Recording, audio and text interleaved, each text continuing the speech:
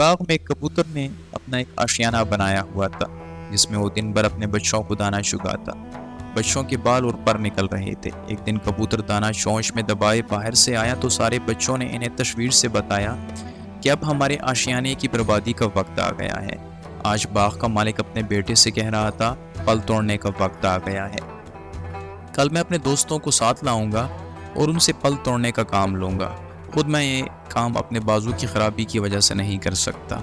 کبوتر نے اپنے بچوں کو تسلی دیتے ہوئے کہا، باغ کا مالک کل اپنے دوستوں کے ساتھ نہیں آئے گا، فکر کرنے کی کوئی بات نہیں۔ اور حقیقتاً ایسا ہی ہوا۔ باغ کا مالک دوسرے روز اپنے دوستوں کے ساتھ پھل توڑنے نہ آیا۔ کئی روز بعد باغ کا مالک اپنے بیٹے کے ساتھ باغ میں آیا اور کہنے لگا، میں اس دن پھل توڑ نہ سکا کیونکہ میرے دوست وعدے کے مطابق نہ آئے، لیکن میرے دوبارہ کہنے پر انہوں نے پکا وعدہ کیا ہے اور وہ کل ضرور آئیں گے اور پھل توڑنے میں ہماری مدد کریں گے۔ کبوتر نے یہ بات بچوں کی زبانی سن کر کہا، گھبراؤ نہیں، باغ کا مالک اب بھی پھل توڑنے نہیں آئے گا اور یہ کل بھی گزر جائے گی۔ اسی طرح دوسرا روز بھی گزر گیا اور باغ کا مالک اور اس کے دوست باغ میں نہ آئے۔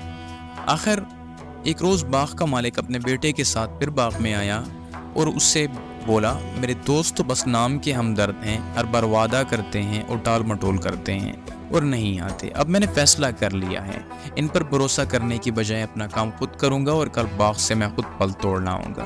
کبوتر نے یہ بات سن کر پریشانی سے کہا، بچوں، اب ہمیں اپنا ٹھکانہ کہیں اور تلاش کرنا چاہیے۔ باغ کا مالک کل یہاں ضرور آئے گا کیونکہ اس نے دوسروں کی بجائے خود پر بھروسہ کرنا شروع کر دیا ہے۔